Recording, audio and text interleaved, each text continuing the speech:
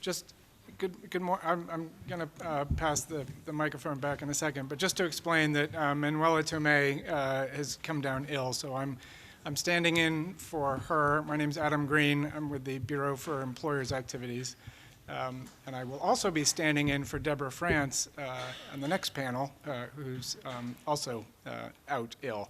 So I'm basically a filler, and will be facilitating some of the discussion. But back to you. Thanks for being here. Good morning to everybody. Welcome to this annual session of the ILO Global Business and Disability Network. So welcome to the members. We already have the opportunity to say hello a while ago. Welcome to all participants who joined, and so hopefully we will have, undoubtedly, we will have a very useful meeting again today. So I'm very honored to open this annual event of the ILO Global Business and Disability Network. The network has been existed now for 5 years. It was created in 2011. And it is constantly growing, to my pleasure. 2015, 2016 have been particularly productive in terms of network activities. And if you agree, I will present some main achievements.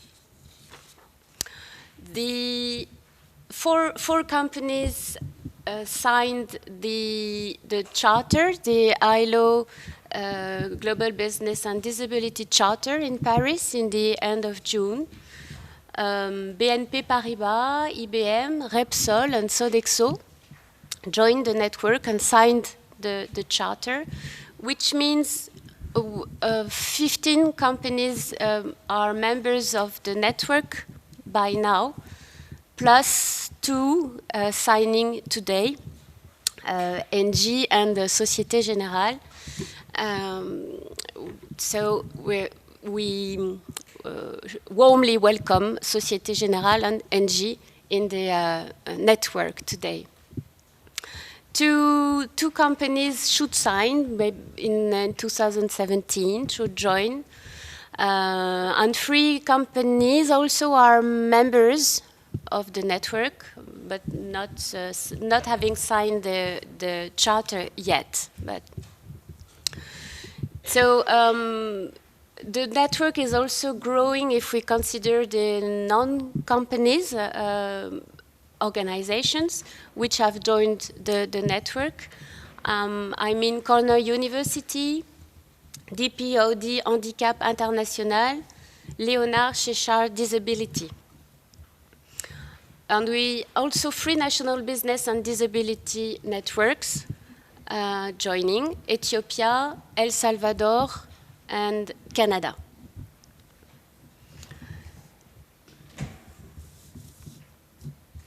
So the network is regularly growing with new members, companies or non-company members, and this is a really a good thing, because the more we are around the table to tackle the disability issue, the more efficient we will be in achieving some disabled people employment in worldwide. Different activities. I would like also to say that different activities have been organized by the network to share knowledge, because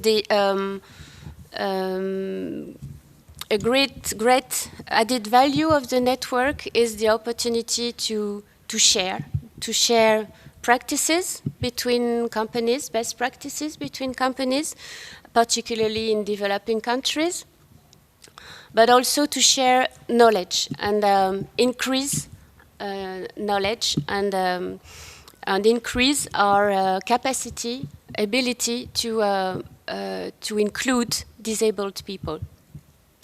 There have been a working group on mental health in the workplace has been created with a meeting, last meeting yesterday. Working group on stigma and stereotypes, how to combat stereotypes at the workplace. With two issues, mental health, stigma and stereotypes, which are crucial and which on which we have to join just to find new solutions on these issues. Concerning activities of the network too, I would like to mention the country templates, which are in progress. 20 country templates have been achieved at the moment with indications, information on the different legislations, for instance, in the countries. And this is a work still in progress, very useful for everybody. Among the activities, there is also the newsletter, which you might know. You have probably all received the newsletter. 2 newsletters have been circulated by now, and the third one will be circulated in November. And this is these newsletters highlight companies' best practices, for instance, and successful partnerships. And it is very a tool which can inspire, and it is a tool to share best practices and inspire in our companies and in our subsidiaries to develop and duplicate best practices.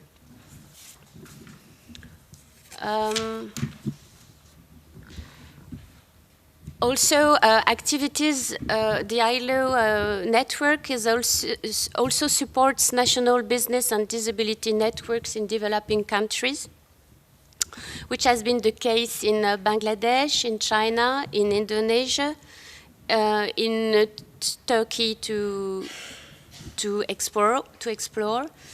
And collaboration with non-company members in these countries also have been has been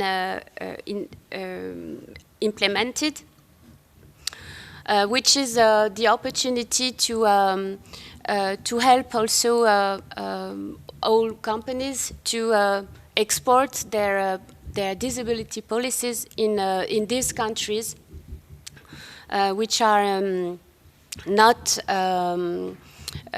which are not committed, yes, but which have not maybe the knowledge to deploy to implement disability policies as much as it is the case in developed countries. There has been also a successful event in June 2016 during the Conference of States Parties to the Convention on the Rights of Persons with Disabilities. And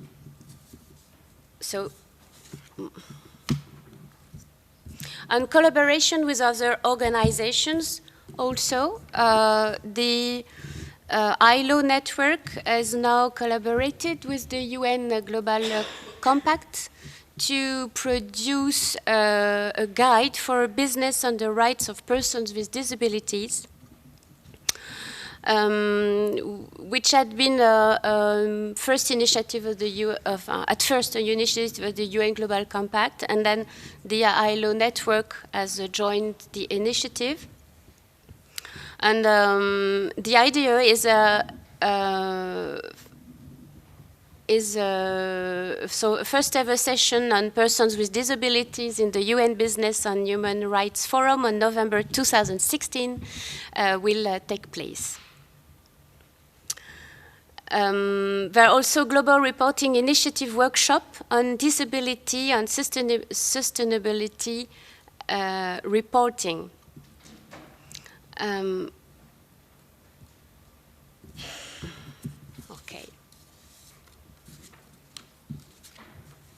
Stefan, would you like to add something about this? In 2016, just to complete the ILO network, organized also an additional event in Paris, which was held by Carrefour, where I work, since I'm the chair of the network this year. So we, the network of this event gathered 120 participants, mostly from companies. And the French minister, who is committed, the French minister for disability was also present. And the ILO DG, Guy Ryder. This event was organized with the objective of giving more visibility to the network worldwide, and having more companies joining the network, which is the case. The more companies join the network, and are thinking to join the network. And there were also some different articles in the media. So this was the opportunity to highlight the activities of the network. So quite a lot of work which has been achieved in 2016, thanks to Stefan and his team. So and much work in progress, and much work to be done, I am very pleased to see that how much the network has grown since its birth in 2011. And I am sure there will be still more activities to be shared, and still more members, and in the future. So I would also like just to reaffirm as chair how much I believe this network is important to disability employment worldwide. I think this is the alliance, this is the combination of multiple forces: companies, associations, universities, ILO experts, which can provoke, the mindset shift, which can help us to develop the employment of disabled people. So this is this alliance which is unique at an international level, and I'm really convinced about the strengths of this network. So thank you for being here. Thank you for joining. Thank you for participating, and I will now let you say a few words. Thank you. Thank you, Matilda. And good morning again, everybody. So officially welcome to the ILO. I don't know how many have been here before, but hopefully most of you. Again, my name is Adam Green. I'm with the Employers Bureau in the ILO. And part of my role is helping to facilitate ILO engagement with companies. And the Disability Network is a really good example of a growing approach that we're using, which is business networks on various topics. So there are networks on child labor, social protection. There's an emerging one on forced labor. But I think the Disability Network really proved the concept internally. The ILO obviously is an international organization, works through experts and with governments. And even though employer organizations are part of the constituency of the ILO, direct engagement with companies wasn't very common and wasn't very systematic. But I think it's really shown the potential of bringing company experts in on various issues, facilitating company-to-company dialogue and learning, but very importantly, company ILO engagement so that the office and the staff can learn from what you're doing in the practice. And hopefully also engage with the ILO experts in terms of what they see out.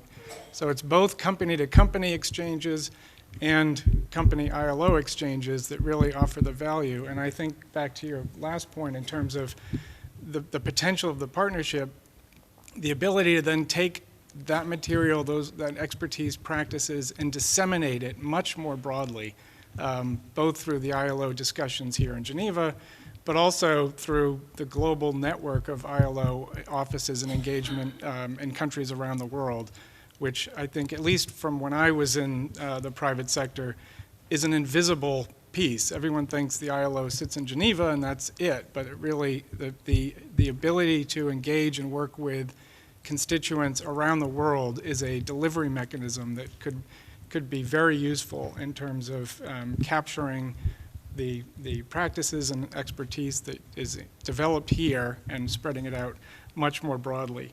But again, the Disability Network really is one of the ones that proved the approach internally.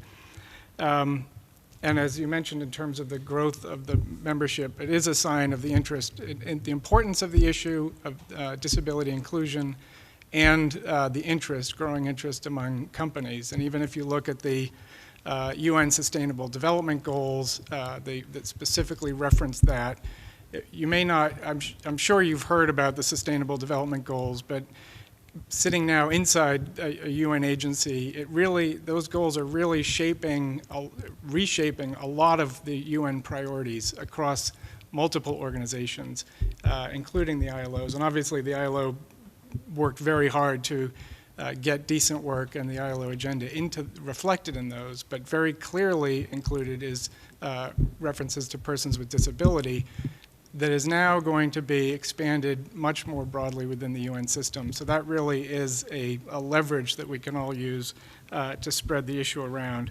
I won't go into more detail other than just to say, state on behalf of the office that the ILO is will continue to support the network and the development of the network and do our part to make sure you're successful in what the objectives are.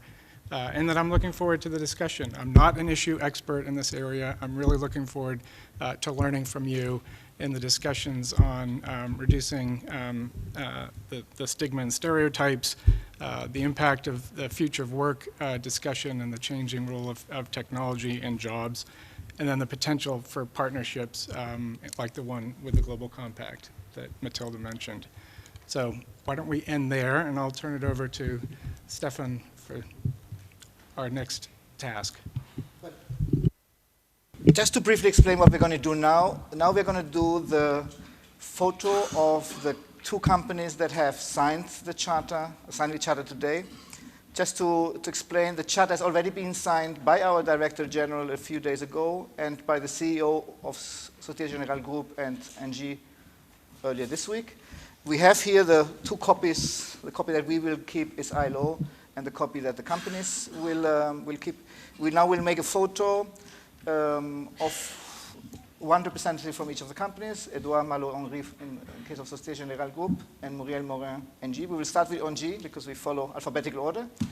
And on our side, it will be Adam Green who will be on the photo in representation of the ILO. So we do first a photo of NG and ILO, then we'll do a photo of Société Générale, and then I will ask your patience because we will want to make a photo with all the companies that have so far signed the charter. One person per company, please, because it's a bit of a space issue. So we have our photo, and we will probably organize it in that side of the... So bear with us for 5-6 minutes. I don't think it will take longer than that. And then we will ask Muriel Morin and Edouard Malo-Henry to come to the podium to make a short presentation on behalf of you as new members of the network. I hope that is more or less clear. Yeah? So we start, Muriel, I'll kindly invite you to come for the photo. I think we'll do it, we'll follow the advice of our photographer.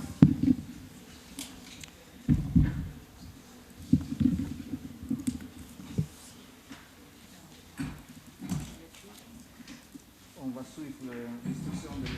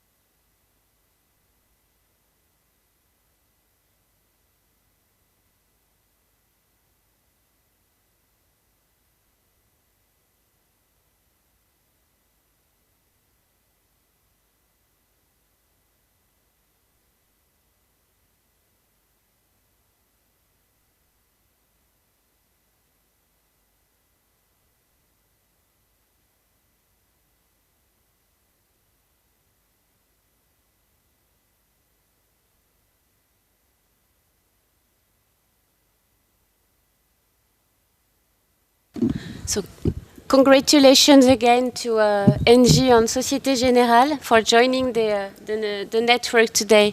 So, Muriel, if you like to say a few words. Thank you very much. Good morning, everybody.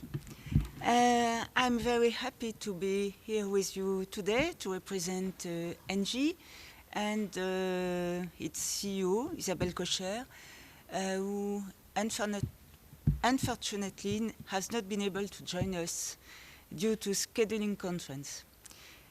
The NG Group is delighted, very delighted, to be signing the ILO's Global Business and Disability Network Charter today and to join its network.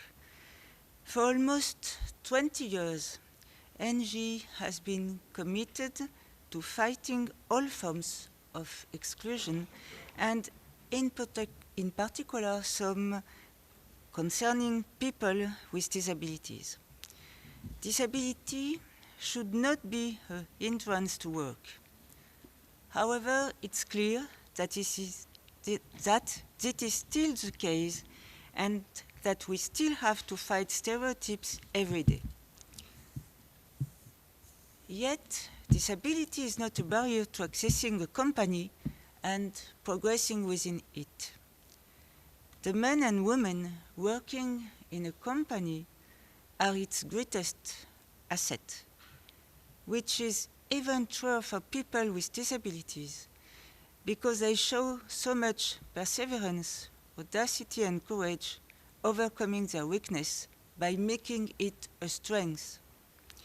This achievement is important because it brings confidence. And the employability of people with disabilities must be seen in this light. Far from being a hindrance, it is an advantage, a strength for our businesses. Approach to this subject differ greatly from country to country. I saw this during my visit to Rio de Janeiro Paralympics last month, where, as an official supporter, I accompanied a delegation of 29 athletes. As part of this trip, I organized a conference on the theme of disability, attended by the athletes.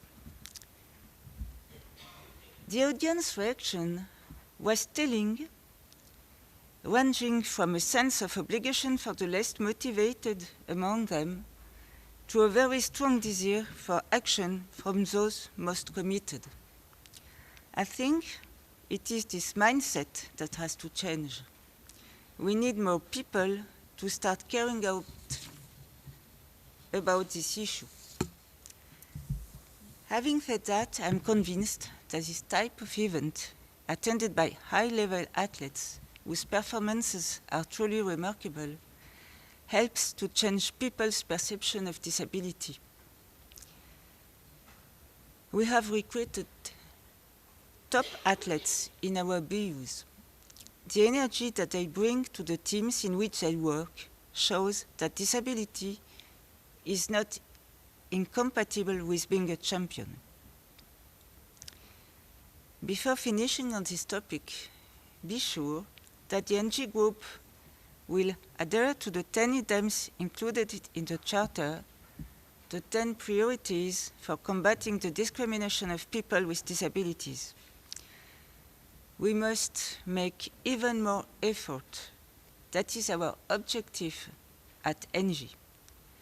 The Charter will enable us to take a next step. It puts us on a common journey, a journey on which we will work together, share our best practices, pursue the same commitment, and share the same desire. Together, I think we are more efficient, which will be key to taking action. May we make the world more supportive, more conscious, and ever more diverse. Thank you.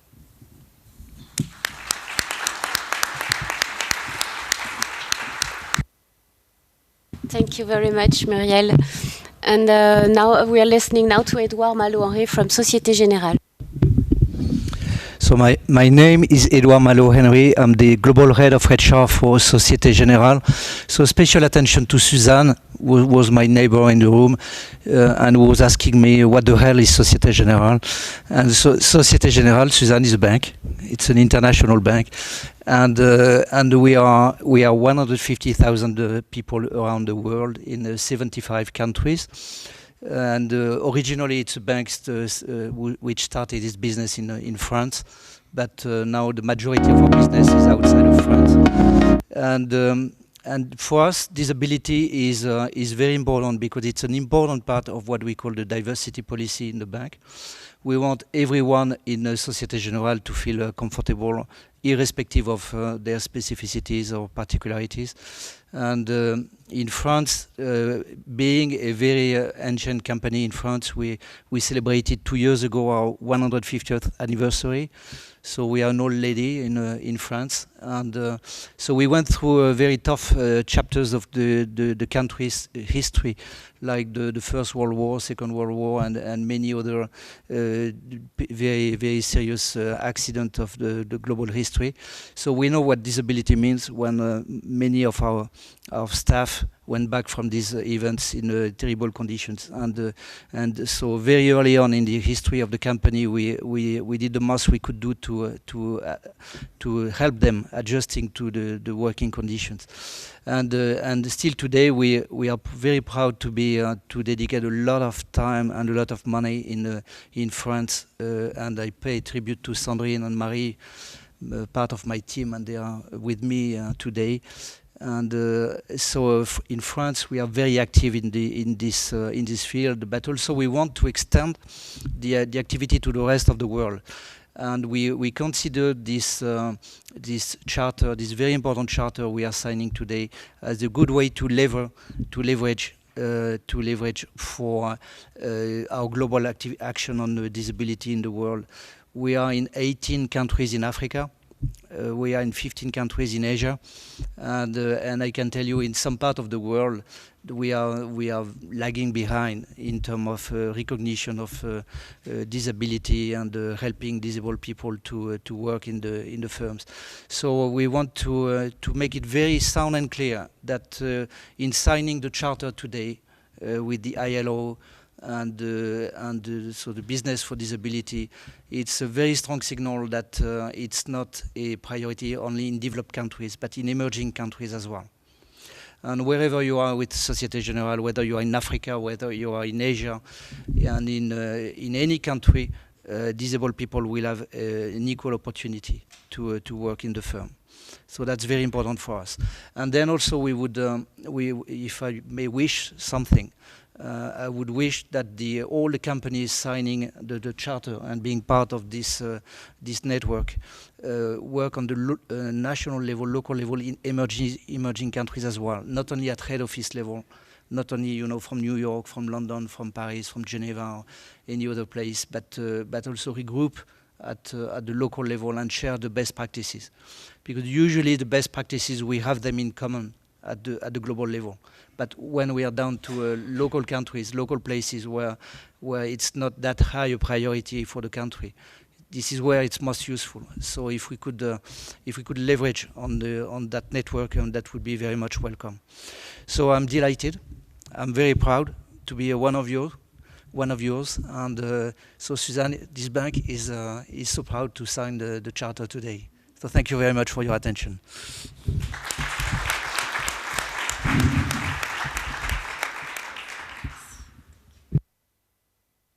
Okay, so we will move without any stop to the first panel. So I'll ask Adam as moderator, Phil, Marie-Luce, and Cécile as speakers to move to the podium. Thank you.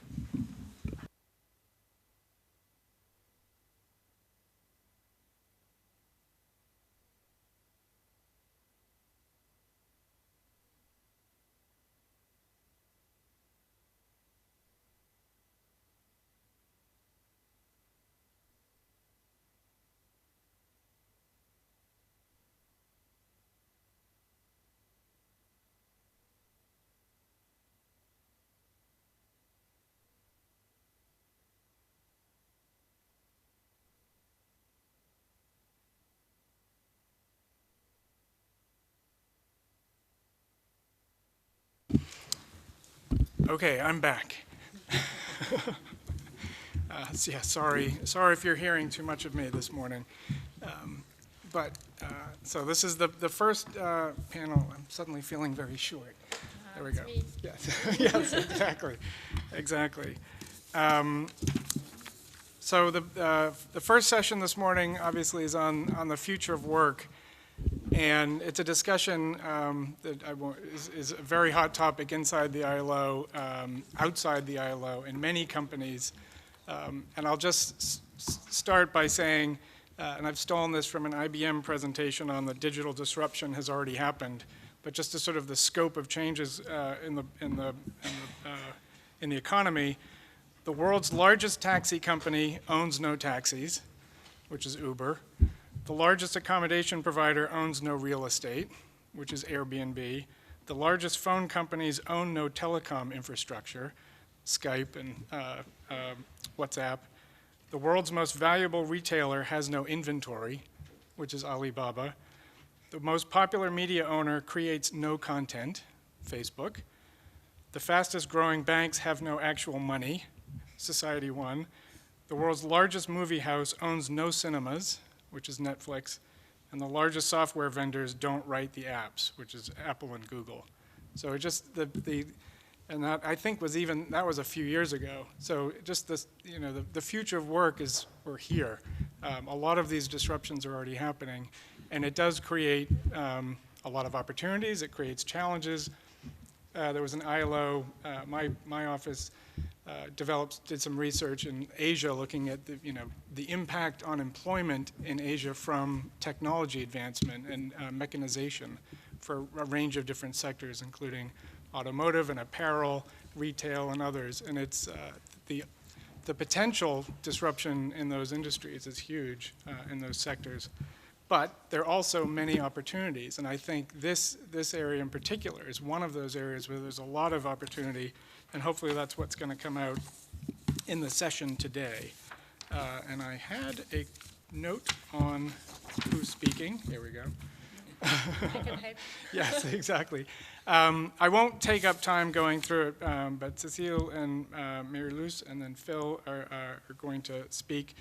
Cecile is Senior Manager of Diversity and Inclusion for Accenture and is their global lead on the LGBT program, Person with Disabilities program, and Cross-Cultural Diversity program.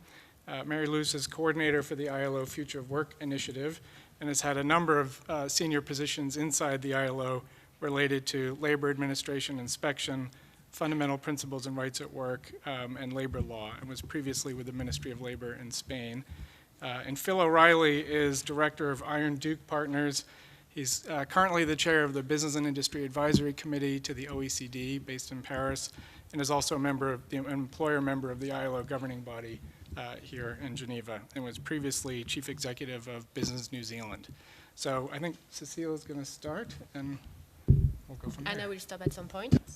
Hello, everyone. As everyone, I guess I have to say saying that I'm extremely excited to be here with you today and specifically talk about this fascinating topic about the future of work. So difficult to talk about the future because that's the future, so no one knows exactly what is going to happen. So that's the first thing. However, this is very important that we start to look at the trends and start to think as a group, because no one could say that they are an expert on this domain, but start to think, look at the trends and see what, as a group, we could start to think about and act starting as of today. Before talking to you about what we see happening based on all the research we have done at Accenture, but also other companies have done some research, I wanted to start by a small, showing you a small video, which I hope will be working. For the one who have a disability, it's going to be available with a transcript on YouTube.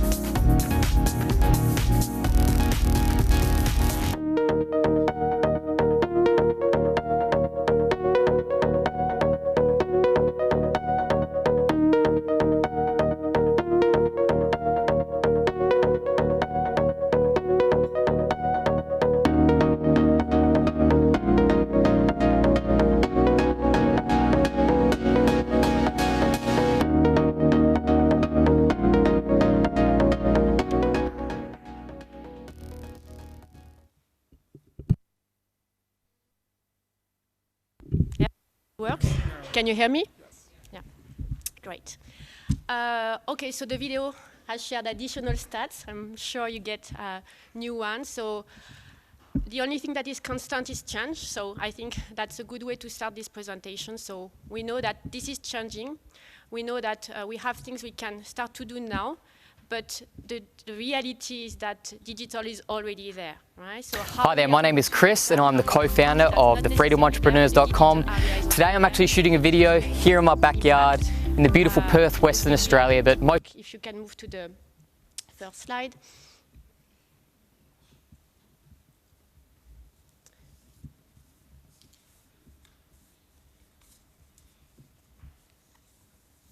Second one.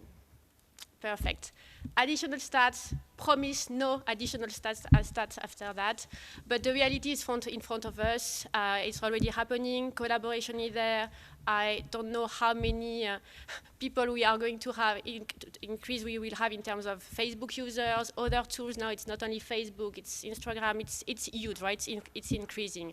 The number of people who are present on social media, post on Twitter, that's really the reality of today. And I'm not even talking about now how the work is being performed by people who are distant from work. So we are working on demand based on the demand of the corporation. So this is evolving. The numbers would grow. I'm sure by the time the presentation has been prepared, the numbers would have changed. So it's never going to change, to stop. And it's there. So it has arrived. And I would say for all, not only for a certain type of people. So moving to the next slide. So is it scary, not scary? I mean, we have to contemplate that this is happening, but the reality that all of us have heard is we are going to lose some jobs. Where are we going to be in the future? So the reality is, I would love to say that that's not the truth. That's the truth. So there is going to be some change in terms of the jobs that are going to exist, the ones that are going to disappear, and it has already happened. I know that we have some insurers in the room, sorry for them. Again, the job of being an insurer will not disappear. However, how this is going to be operated is going to be totally different. And so the jobs that could be computerized are going to disappear, but new jobs are going to appear. So that's something that we need to keep in mind. That's not necessarily scary. This is going to change. And the reality is, yes, the future of jobs will be different as the jobs we have today. When you look at the data, when you look at the students who enter primary schools, 65% of them will work on a job that doesn't exist today. And I'm even making a mistake today telling you that we are going to talk about jobs, because in fact, we should talk about roles. And I'm going to talk a little bit more about that. So scary or not, this is happening. Let's be prepared to this change. It's going to impact persons with disabilities, but also, I would say, everyone. So what I'm going to talk about today, and I'm hoping to have a good discussion generated by this, because again, there is no rocket science on this. It's about discussing, raising also the areas where we could impact. But I'm going to talk about three things. How the work is organized today. How should we get prepared to organize the work? What type of work is going also to change? So we see that the type of work we are going to do is going to be completely different from the one we used to do. And focusing probably on the most important part of this presentation, what it means in terms of who is going to deliver this job or these roles. So starting by how the work is organized, so we have all used to hierarchy, silos. I'm telling you, and you probably already have seen that happening, this is going to change, and we are going to work much more in terms of collaboration for giving the titles of the people. So this is the reality of today. The millennials are already bringing that in the workplace, so let's get used to that. Where the jobs are going to be performed also is going to change, so it can be operated from anywhere. It means we are going to have open business models where you could build a tool and operate from different places. You could even, as a consumer, I heard that you could define a car for you, depending on the tools available by a big constructor. So you could design your things from wherever you are in the globe. And I would say most importantly, the job themselves are going to be split in micro tasks, micro projects. And that's why I was saying that even the notion of what is a job is going to disappear. So we are going to work on maybe a project of few months, maybe few years. Again, good, not good. This is the reality.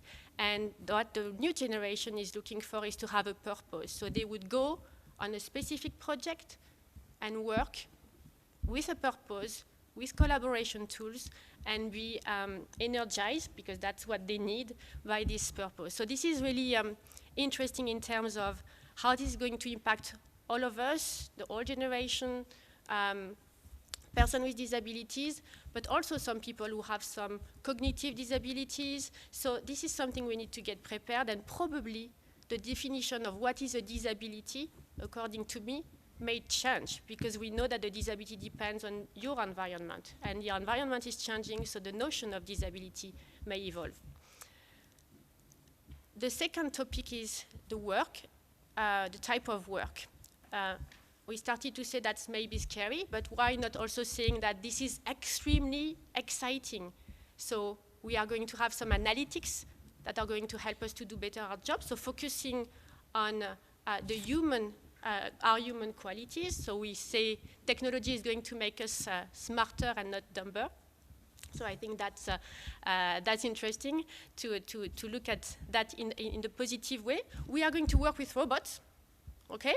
So exciting, not exciting, let's embrace that. So that's maybe not the robot we are thinking about when we were kids. Maybe the robot is just someone helping us to be more emotionally intelligent. So let's look at the opportunities instead of looking at things as a threat. And again, I'm not saying that it is going to be perfect for everyone, but that's an opportunity we need to be ready to embrace.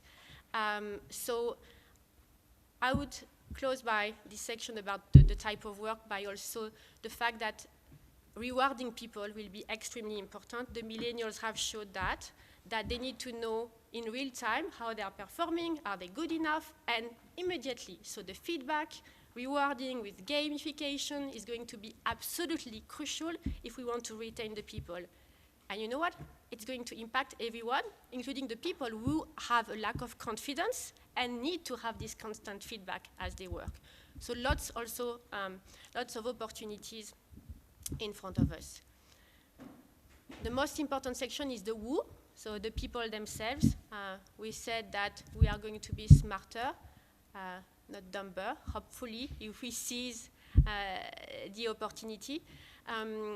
But the most important thing is the democratization that digital should bring. We already have seen this happening with, again, people being able to operate from different places where they could never have had access to a job. So now you could access to specific roles, opportunity, projects from digital platforms. We could do much more in terms of how many people would access that. I heard that there is only 15% of the entrepreneurs that they leverage the digital platforms to do a job. But so we see some opportunities. So we could imagine that, yeah, you have a mobility issue. You could definitely do it from home. Telework is going to be the key. Flexibility is going to be the way we are all working. So this is going to be dispersed. The people are going to be more diverse. And that's the reality in front of us. The last thing that I would like to really focus on is going to be the focus on the people, because all the digital thing is not about replacing the human. It's about enabling the human to be more human. So when you look at what has happened recently in the last years regarding how we take care of our consumers, right? So we monitor how they care, how they feel, what they should what they want. Now we are moving from this approach that we had for the consumers for our own employees. So we are moving to the customer experience, to the employee experience. So I think that's very interesting to look at the impact it has on the people. It means that we are going to focus much more on their unicity. So how unique are they? So we are talking about the mid-generation, whatever the characteristics you have. So we are going to have much more complexity in terms of putting people in specific categories. So that's the employee experience. We are going to be more focused on the people themselves. Again, it's going to take time, but this cannot happen naturally. It's not, digital is not going to change the people just because digital exists. So it needs the influence of all the actors in the ecosystem. So corporations are one. They have a big role to play, specifically when we talk about impacting also in emerging countries. So we have a big role to play. I will start talking about what we are doing at Accenture to open a little bit the debate in terms of accessibility, because the bigger risk we have with the digital area is to create a digital divide, because we talked about all the exciting things. Yes, we can enable many people, but what is happening if the people don't have access to the digital tools?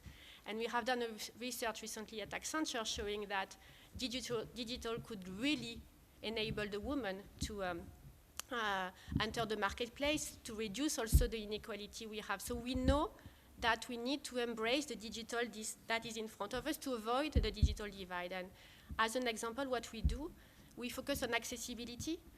So we have looked at our applications, and we would like to proudly say to you, you know what, as Accenture, all our applications are fully accessible for our employees. And that's not true. That's not true. So the reality is you need to acknowledge where you have some gaps. You need to work on them and say, for no reasons, I should have some disconnect between what I offer to some portion of my employees and others. And we used to think about visually impaired, hearing impaired, but we think about all the people who have cognitive disability.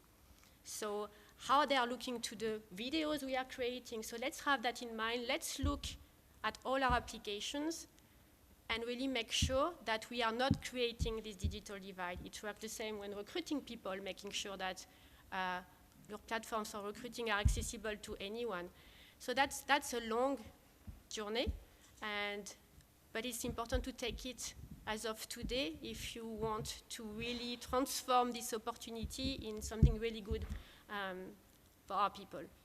So there is so many things to say on this topic because it's a broad one, but I'm going to stop here to make sure we could have a debate. Okay. Good. Thank you. It's really fascinating if you think about the issues you mentioned in terms of accessibility and customization of roles and tasks. That it seems like there's a lot of opportunity in terms of how it connects. So, Manuela, now we're going to shift to a broader focus of what the ILO is doing on the future work. Thank you, Adam. First, let me express my satisfaction to be with all here. I think it's quite important to be aware that the Future Work Initiative is trying to cover so many issues in a broad way that we need to have all the people involved, because the idea clearly is to have impact, and we will need to be sure that all the society is really involved in this area. When we talk about the future of work, I think there are a trend that is shown here in some way to talk about digitalization, about technologies, but I need to say that this is only one of the drivers of the future of work, because you will understand why I'm arriving to this conclusion that it's not very difficult. When we look all around all our member states at the ILO, you will see that some of these issues, even if it's affected in an indirect way, has a completely secondary place. Wherever I would like to say that technologies is not the new subject. At the end, when we talk about technologies, if you think which was the first industrial revolution, was the steam machine, and was the big revolution in our era that was, in fact, the origin of the labor laws, of the labor legislation, and all has happened for the first reaction, that was the Ludism, that was we destroy the machines, was the first reaction of the population. We need to think on this, because I think this will open again our mind, and we need to think with an historic point of view when we talk about the future world. I think this is very important, because we will miss a real sense when we are talking about which is our role on the future world. And I'm talking not only about the ILO role, because ILO is all of you, in fact. I say we are our member states, and we have this tripartite institution that is completely different to the other agencies. Then it is clear today that we are in a challenging world. And I will not talk only about the world of war. every morning you can read in our newspapers what is happening. Even we are talking about the future of work, but the first question is, will we have a future? You have already mentioned. I don't know which is the future. I'm completely lost. And I think this futurologist work that in fact I need to coordinate is extremely complicated. If we are observing what is happening in the world of work in particular, we can say clearly that in the last 10 years, the changes has been enormous in society, not only in the world of work, in all the society. I say it is clear that we are facing a world that is in a terrible crisis, institutional crisis, economic crisis. I don't need to mention anything. And I will say there are trends that are quite scary, and there are trends that are quite hopeful, I will say. They are opening enormous amount of windows of hopes and scare.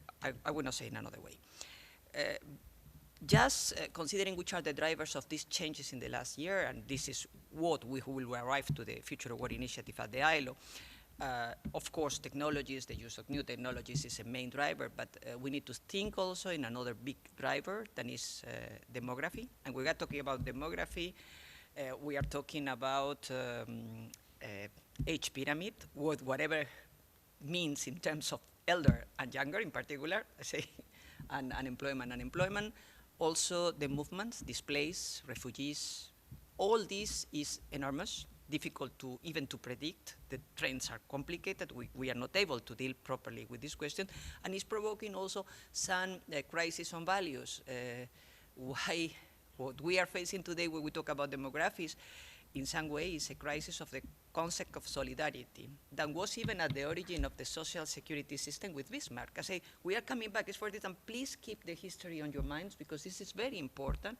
This is the solidarity is not only against the it's not only a question of migration, it's bigger than this. It's another business. We have a third driver that is a little bit,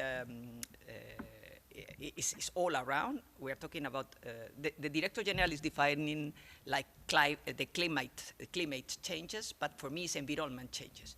We are living on a situation that our world is changing, and we are facing every day scaring WHO reports talking about which is our future in 20 years. This morning they talk about obesity, that they are predicting that most of the population of the world in 20 years will be obese.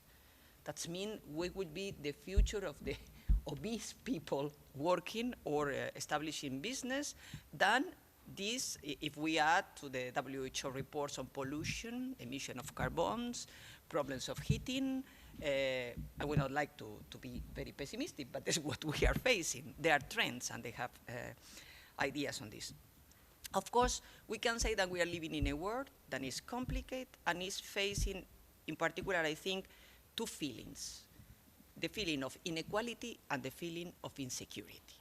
This is the main human feelings. Considering this point, our Director General, in the framework of our celebration of the century of the ILO, that is the older organization in the United Nations system, decide that we need to look at what is happening in the future, in the world of work, all what is happening in this future with a different perspective. He likes to have like a kind of a step back and not only doing our normal work at the office, then we are very aware what we do, we follow our projects, we follow our studies, we follow our assistance, that is useful, is interesting, but we need to think in a different way, and has proposed to launch in 2015 during the conference, in fact, in the International Labour Conference, this initiative that is, as I mentioned, part of the 7 initiatives that are in the framework of the celebration of the century. This is, I will say, the heart of the 7 initiative, because it's the one that is like I would say, the engine that moves all the other initiatives. This initiative has been structured by the Director General around 3 steps, procedural steps, that are, now we are in the first one, that is the celebration of the national dialogues, that are facing in a candid way. We asked the countries, and we have received around 137 responses agreeing to have this kind of national dialogue and to be engaged in our initiative. That is a percentage of more than 2/3 of our member states. Is not bad, I would say, in terms of statistic. The countries are developing tripartite discussion to express which is the future of work for the countries. We have not received many still. I have received around 25 reports today, and it's extremely rich what we are receiving. Most of the countries that have sent us the reports are the countries from Africa or some non-developing countries, and it's fascinating to see which are the challenges. Only to give you an example, because it's very premature, only on the basis of 25 countries to tell you what is happening. They are thinking on which is the future of the wages, which is the future of the informal economy, and which is the future of environment changes. I say no or very little in the, we say South, I will say South countries are talking about technologies. Then it's for this that I say this is a fascinating subject, even though most of these countries are impacted by the platform for the use of the technologies in a way that I think is the worst than the technologies are impacting, because there are some problems related to the rights. The second part of this initiative will be to create a global high-level commission that will be composed by high-level experts at the academic and the political level, and for sure respecting the tripartite composition of the ILO in some way. This commission should deliver some recommendations that we conduct us to 2019, that is our anniversary, our birthday, and they will produce some recommendations that will be discussed during the conference, and we expect that probably during the conference we will have some declaration that will be, I would not like to say refounding the ILO, because I don't think the ILO need to be refound, but I say strengthening or reinvigorating the ILO with some ideas that will allow us to face the future. Some people ask me, which is your challenges in terms of, what do you expect in terms of time? I don't know, the world is working so quickly that I would not say that for the next centenary, I would say probably for the next 20 years, and this is already quite, I say, optimistic on my point of view. How we structure at the thematic level this discussion. We have 4 main discussions. Again, a discussion of a decision of the Director General that I think are, in a way, summarizing, if it's possible to summarize, all the challenge of the future of work. The first conversation is about the place of work on societies. We call work and society, and this is a large one.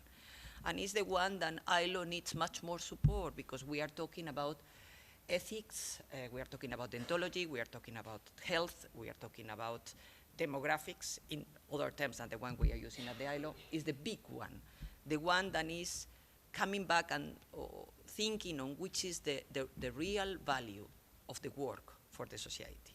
This dignification that was talked at the beginning, now we talk about decent work, but 1 century before we were talking about the dignification of the work.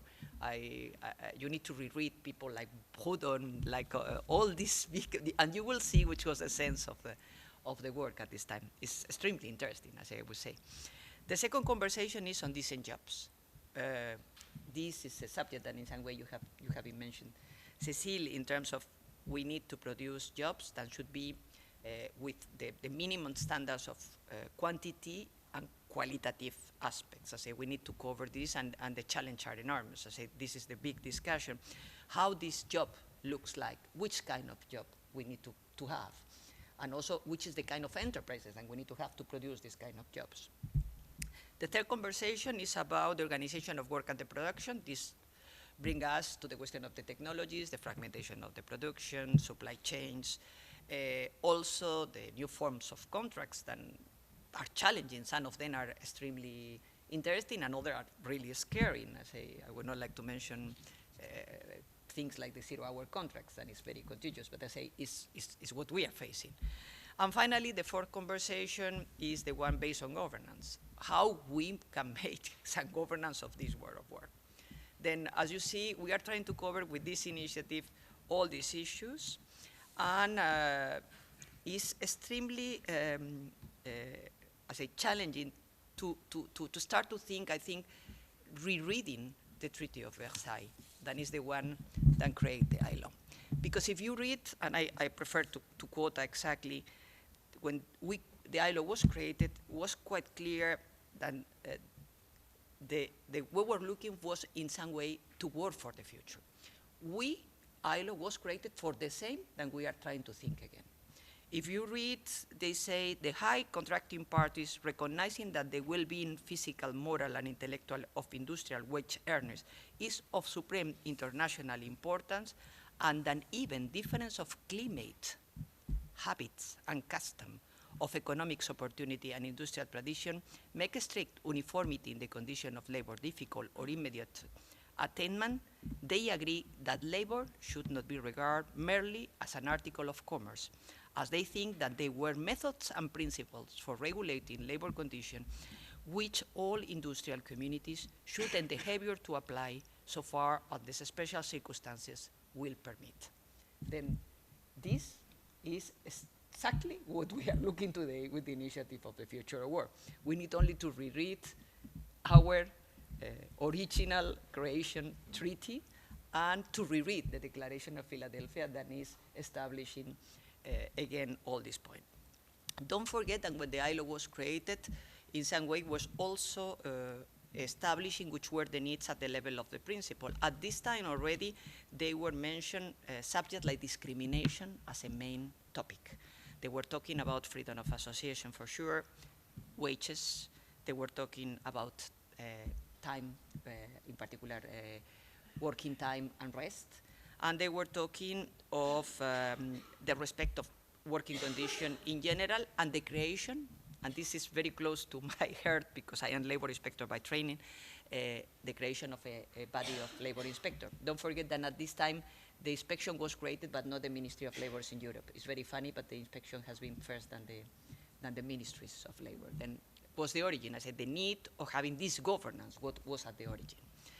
Then this is what we are trying to face today, and 2019 is very close. I am a little bit also scared myself what we need to do in 3 years with the support of all the office, including, of course, our social partners, and should play an important role. We need to think in how we regain this social justice that was promoted. It's not that it's lost, but in which way we can really restrain this social justice, in which way all the workers, vulnerables, not vulnerables, because we don't know in which way we have, how they will have this social justice.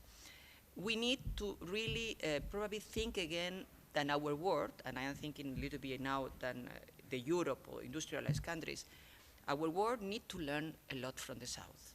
Most of the challenge that we are facing today in a different way has been already operating in the South. For example, what we have learned on social protection in relation to the informal economy in Asia, Latin America, or Africa is extremely useful when we need to talk about the non-standard forms of work, how we can extend social protection, not raising questions that are much more conflictual, like the minimum earning or minimum wage, or other issues that can be more politically complicated, and I would not like to raise. We need really to look probably for a new deal, for a new social contracts. Because for me, what we are facing at the ILO is not so much a fifth industrial revolution. I disagree on this. This is a personal position. I am thinking what we are facing today is a new regime. We have been talking for a long time of the ancien regime and the nouveau regime. I think we are in the nouveau regime that is much more complex than a fifth industrial revolution, in my point of view. Because, as I mentioned before, this is not a question of technologies. It's much more than the question of technologies. Then I think we need to think in all this. This is our role. We need the support of everyone to have this global approach to this initiative. And I think it's time really to think on this all together. We cannot put anyone on the society out of this. Everyone should give experiences. Only to close and before finish this presentation, please don't forget that ILO has been talking about technologies also for more than 90 years. I say, if you read all reports, I am forced now to read all these reports, there were already several meetings, expert meetings on technologies that have been carried, and with the conclusion, in most of the cases, that technologies are not so bad, and at the end are producing jobs. There were, of course, in these meetings, the first one is in the 50s, saying that people are very pessimistic, but it's not so bad. they are creating jobs. And this has been proved. They were creating jobs. The question is the quality and the challenge of whatever we are facing around this quality.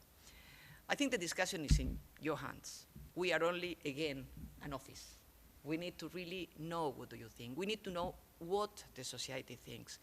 And this is extremely important, not only for the ILO, it's extremely important for everyone.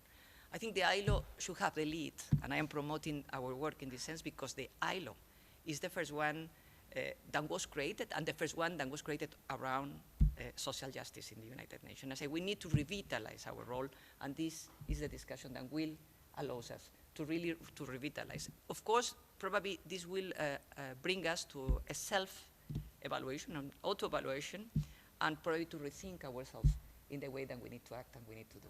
It's extremely important, really, then to open the discussion. This is only a presentation to open the discussion, and really, you are the future. All of you, you represent. You have the future on your hands. Thank you very much. Thanks. No, I think it's true, obviously, that change is constant, but I think a lot of this is recognizing that the pace of change is picking up across everywhere, and so obviously it's it makes perfect sense for the ILO to look at these issues. So Phil, over to you to talk about some of the way you see this is impacting at the workplace and other aspects. Well, thanks, Adam. It's a real pleasure to be here. As you've just heard in the introductions, I'm a governing body member of the ILO here on the employers bench, and I'm the representative of the governing body employers with the network, and I'm very pleased to have taken on that role in the last month or so. I also chair the business group at the OECD, all of that from New Zealand, which means I spend a lot of time on a Boeing. It's a pleasure to be here, of course, to talk about this. I've had a long history in working with the disability community. About 15 years ago, I started as head of diversity for a large Australian bank. And I've stayed working with the disability community since that time, including at a big global conference held in Auckland just 2 weeks ago. So I want to really focus my remarks on the future of work as it relates to the disability community, because I think that the future of work is potentially a very, very positive development for those in the disability community, and for those of us employers who believe that those in the disability community are an opportunity for employment. I actually think that the future of work and the changes that are going to happen, already are happening, will actually be positive. They won't be positive unless we make them positive, as I'll explain. But if you believe, as I do, that largely our current paradigm of work has acted to exclude people with a disability over decades, more than we might like, which is the whole idea of this network, is to stop that kind of exclusion.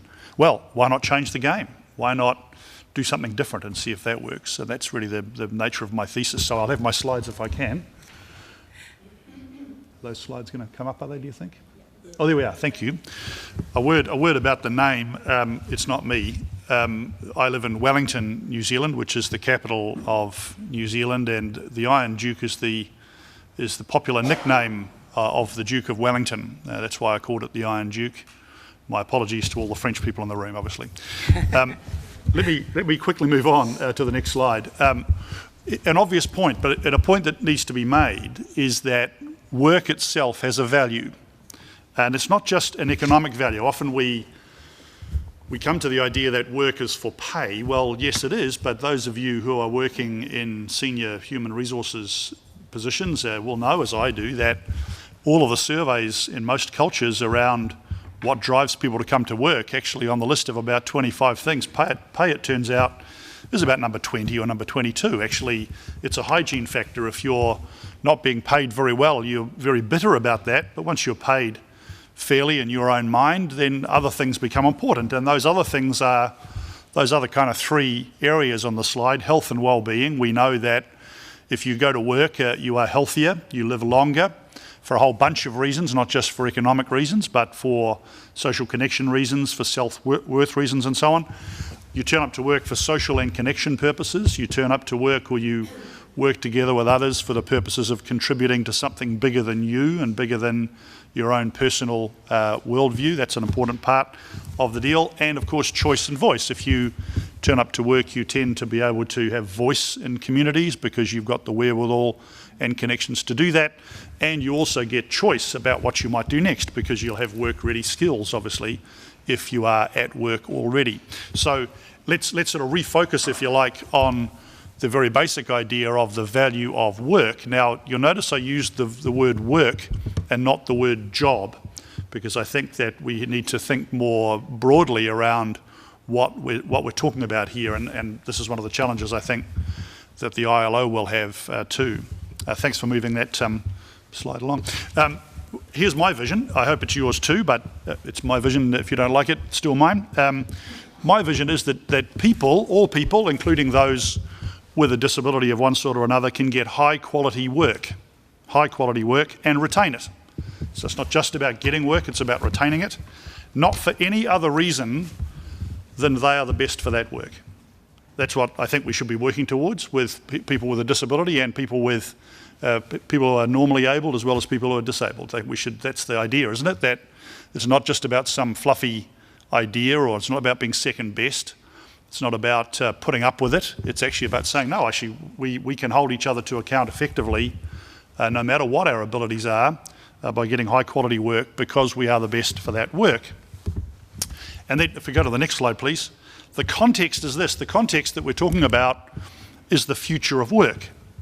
And the idea of what's a job anyway, the idea that for those of you old enough in the room to look like me, you'll have started your career in what will have felt like a traditional job. But increasingly, even people like me and you are no longer in traditional jobs, but you're still doing work. And that goes to the point that there are vast changes in the nature of work. So the next slide, please. And so I've come up with a little graph, a little kind of table here to try and get you thinking about the future of work, particularly from the perspective of those with a disability and how we might employ them and how we might get them working. The post-World War II world of work, and by the way, that's the world of work we're talking about. It hasn't been for centuries like this. It was for about the last 60 or 70 years, but going to the point about history. It was more certain. You tended to have one qualification and then use that qualification throughout your career. You got a trade, for example, or you got a university degree and you used that qualification throughout your career. That was the only qualification. You tended to think about the succession of jobs that you had as a career. You could see jobs stepping one to the other to the other. You tended to have very few employers, perhaps no more than 4 or 5 during your career, sometimes less. You were interested in the hierarchy. Certainly if you were ambitious, you would climb the ladder of your company, and you might have a glass ceiling if you were unlucky, but you know that idea of hierarchy inside business was important. You tended to have a place of work. One of the big controversies here is the ILO's been refurbishing its building is about whether people should have offices or not, and so that's a very old-fashioned thought in my view about having a place of work. But that was the traditional thought. And if you think about the future of work from that perspective, the bottom piece becomes important. You're worried about destruction of whole sets of jobs. In 20 years' time, it's unlikely we'll need taxi drivers. They'll be replaced by autonomous vehicles, of course. You get the idea. So that's on the left-hand side, that's the kind of the traditional worldview of work, some parts of it, and some of the consequences of the future of work. Over to the right-hand side, less certainty around your career and your job. You'll tend to do qualifications. You'll tend to be much more having a lifetime of being of requalifying because the nature of work is changing so rapidly. And that won't always be a formal qualification, as you know. It may well just be you learning a new skill on the job or at home. You won't so much have a career. You'll tend to have engagements. We talk about the gig economy, and that's not necessarily a bad thing or a good thing, it's just what is. You'll tend to have more employers or none. You might be an entrepreneur, you might actually not have an employment relationship into the future, you might be a contractor working on your own account. You won't tend to have so much hierarchy in the future, it'll tend to be much flatter inside businesses and inside the world of work. instead of having a place of work, you'll work anywhere. And that's increasingly the case now, of course. I was just working with my personal assistant this morning. I was working on my iPad and she was working on her computer, and she's in Wellington, New Zealand, and I'm in Geneva, Switzerland, and we were working quite effectively lifetime together. So that's increasingly the nature of how things are going. And that means a creation of a whole new set of jobs or a whole new form of work. And to illustrate that point, the way in which we think about it being so important, I was recently at the B20 summit in Hangzhou, China, associated with the G20 Leaders Forum, of course. Now, the Hangzhou, China is China's equivalent of Silicon Valley. It's the home of Jack Ma and the home of Alibaba. And Jack Ma was in a debate with a very senior representative of the European business community, and I don't seek to insult him or criticise him or Jack Ma, as a matter of fact. But this is the second time I'd seen this dichotomy of view play out between a European speaker and thinker and an Asian speaker and thinker. Jack Ma made the rather obvious point that every industrial and technological revolution has actually created more jobs net than it has destroyed. All of them have, including the steam engine revolution that was talked about previously. But it's the changeover to those new forms of work that becomes so important. So, for example, if we're all going to be sitting in a driverless car on our way to work, what are we going to be doing in it? If we were driving previously in our car, we're not driving in our car, what will we now be doing? Well, rather depressingly, we'll be shopping or watching movies, right? That's what we'll be doing. So there'll be more jobs in shopping and movie making because many more people will be using those products and services in the future. So one job's gone away, that of a driver, but new jobs have been created. And this is Jack Ma's point. So he was talking a lot about possibility, whereas the European speaker was talking much more about limitation, much more about the need for regulation, the need to have the right kinds of outcomes, and whoever's going to dream those up, I don't know. They'll be more intelligent than I am. So there was a conversation on the one hand about limitation, regulation, control, and a conversation on the other about possibility and about allowing innovation to take place. As it turns out, I think both are right. I think you can't get high quality jobs and high quality work without at least turning your mind to how social protection systems might work in the future, how minimum wages might work in the future, and so on. But by over-concentrating on that and not concentrating on the possibilities, I think you're just as wrong as only concentrating on the opportunities. So I think we need to turn our minds to both sides of this table and say, what does all this mean? Now, for me, if I could go to the next slide, please. When I turn to people with a disability, and I think particularly about that group in our communities, perhaps a radical argument, I don't think it's all that radical, but I've used that to get you interested. Can the new world of work actually make it easier for disadvantaged groups to get work? I think it can. The historical barriers need not apply. Have a think about two of the key issues that tended to have excluded people with a disability in workplaces in the last 50 years. One, access. Heritage architecture, heritage buildings. No longer such an issue. Work from anywhere.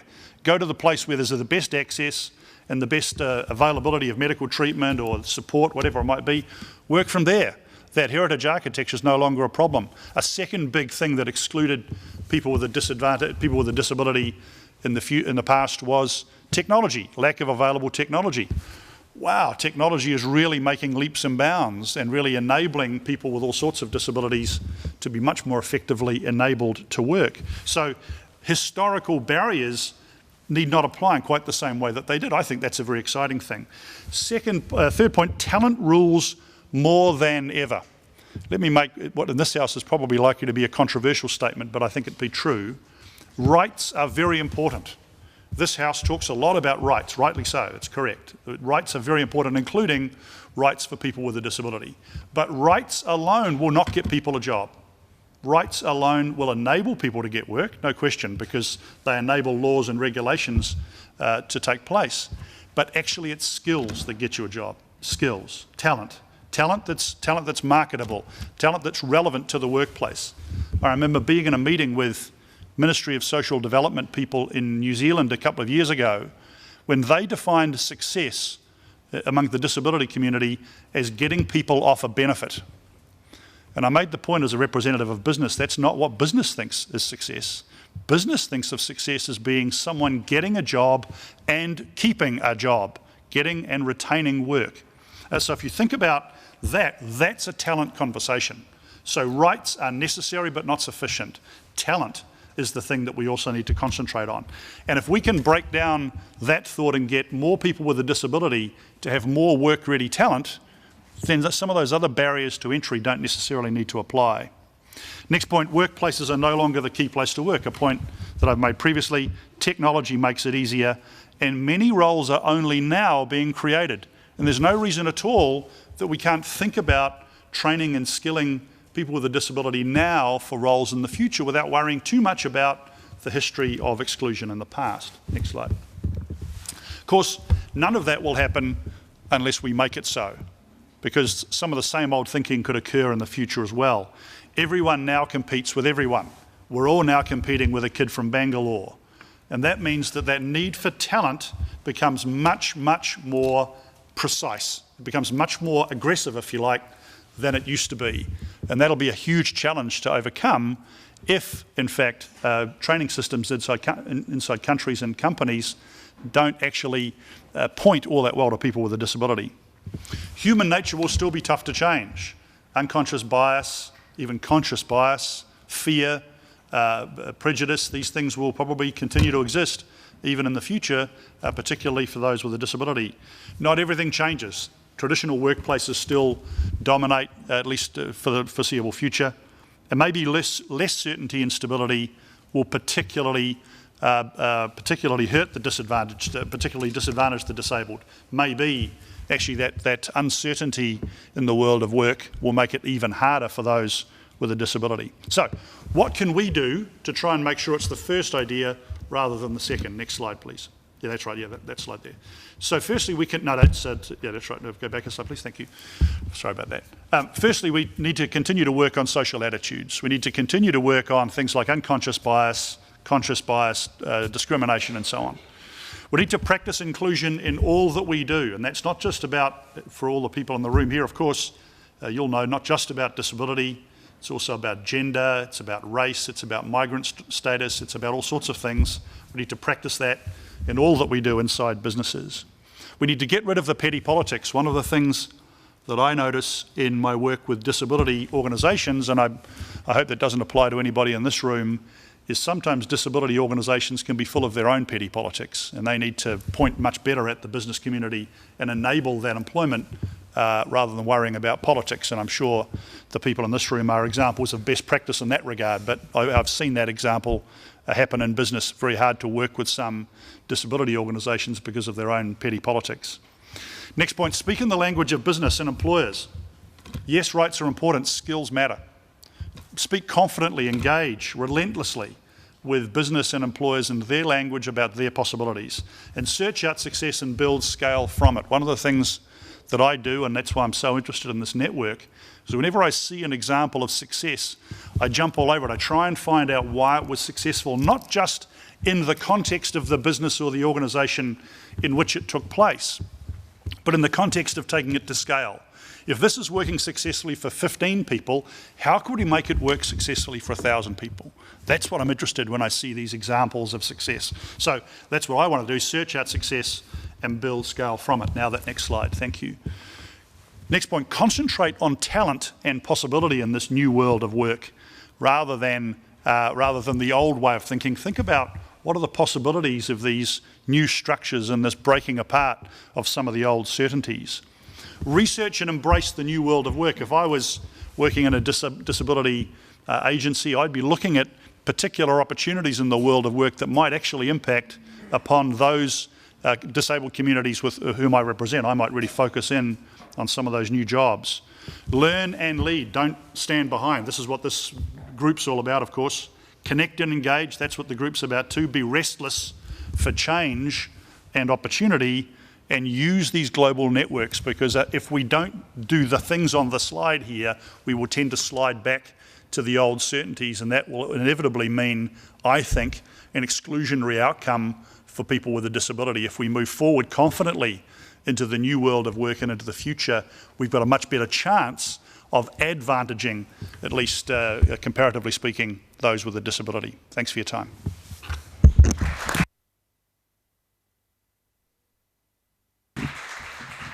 Thanks, Phil. It's interesting. There's a lot of consistency, obviously, in some of the discussion, particularly the focus and increased focus on skill and talent, and the quest for talent, and the changing nature from jobs to roles and those things. So we've got about 30 minutes for discussion and questions. So I'll throw it to the floor. I have one, but okay. Well, why don't I? Oh, sorry. Here we go. Yes, please. Thank you. All your presentations make it very clear it's glass half full or glass half empty time in terms of how we look at this. I'm interested in the labor market dynamic here that sees the trend towards having jobs, but the employer has no duty of care. So you've got the job, but your employer actually has no legal obligation to make an adjustment so that as a disabled individual you can do that job. This tension between the balance of getting the regulatory environment in harmony with the opportunities that are out there at the moment. I think the fact that New Zealand has outlawed 0 hours contracts was very interesting. But what we see is that for many people with disabilities, unless the employer makes some kind of an adjustment, they can't do the job. But the employers increasingly are saying, and the income tax collectors are saying, actually, you're self-employed. So there is no obligation on the part of the employer to go that extra mile, and so they fall out. And it was interesting, the World Economic Forum, when they did their big review on the Fourth Industrial Revolution, made no reference to that. The second thing I would say, though, is the technology enables so many to do the work, but the EU survey recently showed 75% of all websites that deal with recruitment or customer access still inaccessible. We simply have to confront that. What I would have liked to have seen, Phil, on your list of what we need to do is to push every CIO in the world to understand that all of this happens in the way you've described the opportunities when everyone has the chance to compete. But at the moment, the way the corporates run technology does not allow people to compete on merit. Would you agree? Cecile, I see you nodding at me. I'm saying yes. No, I totally agree with what you said in terms of within the workplace, whether you have some laws asking you to do it or not, you have to make it work for different reasons. As a consulting company also, we have some clients selling to persons with disabilities, and there are no boundaries to a portal, a website. So if it works for your clients, it needs to work for your employees. So you need to have a consistent experience as a person with disabilities, and it needs to come from the global disability programs, IND or HR, CIO. So as an example at Accenture, we are very lucky because the sponsor of the program is the head of legal at Accenture, but we also have sponsor of another program who is the head of CIO. So we have this top leadership commitment to make sure that, yes, for no reasons, we should have some internal portals, tools that enable the people to do their work every day or to access the workplace, as I said before, to be recruited, are not accessible. And what we have found also is working on having sites accessible for persons with disabilities, the experience is better for everyone. So the way you would design would impact everyone. It's easier to read, you can maintain very easily, and it's cost effective. So it's something we do for a certain type of population, but indeed, it impacts everyone. I heard someone who has dyslexia explaining that, yeah, I cannot manage the way this is written.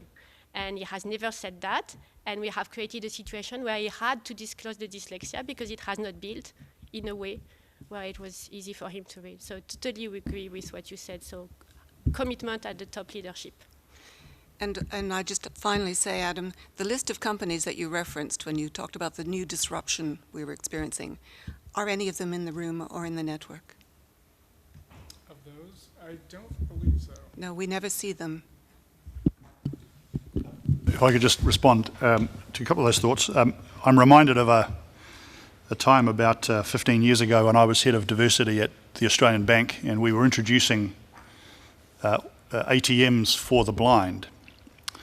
And I remember sitting in a meeting and we were discussing what the best way of doing this was and which particular machines we would purchase.